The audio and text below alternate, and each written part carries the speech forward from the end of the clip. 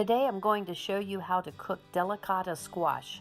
I'll show you how easy it is to make, 2 ways to bake it, and at the end of the video I'll show you a sample dinner menu you can use.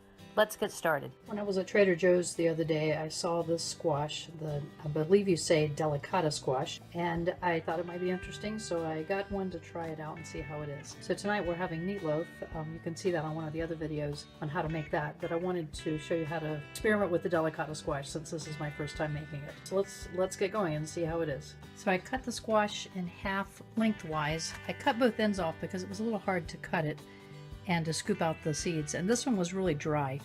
So I took a spoon and I scraped out the seeds so it's clean on the inside, and it's just the regular squash now. The skin of it is edible, so you don't have to peel it like you would with normal winter squash. And I'm going by the directions on the Trader Joe's tag that I had, so you can see what it is that I purchased. It's the delicata squash, and this says to preheat the oven to 400 degrees. I'm cooking something else right now at 350, so I'm going to end up cooking it at that same temperature and just cook it a little bit longer. And since I've never fixed this before, we'll see how that turns out. So it says to slice it in half lengthwise and de-seed, so we've done that, and then cut into 1/4 inch slices. So that's the next thing I'm going to do, is just to cut it into the slices.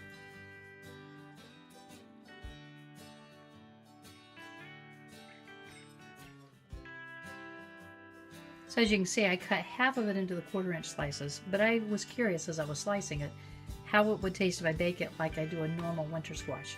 So this half I cut into 2 pieces, but I'm just going to put some butter and salt and pepper on the inside of them and bake them as I would a normal winter squash at the same time as I'm cooking the others. So the directions on the tag say to toss it with olive oil, salt and pepper, roast for 15 to 20 minutes or until golden brown, tossing halfway through.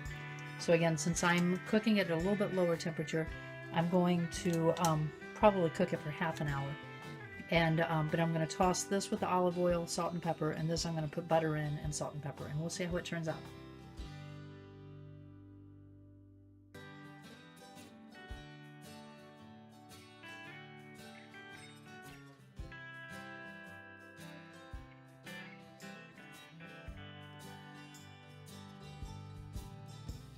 As you can see, cooking them for 30 minutes in the lower temperature turned out just fine.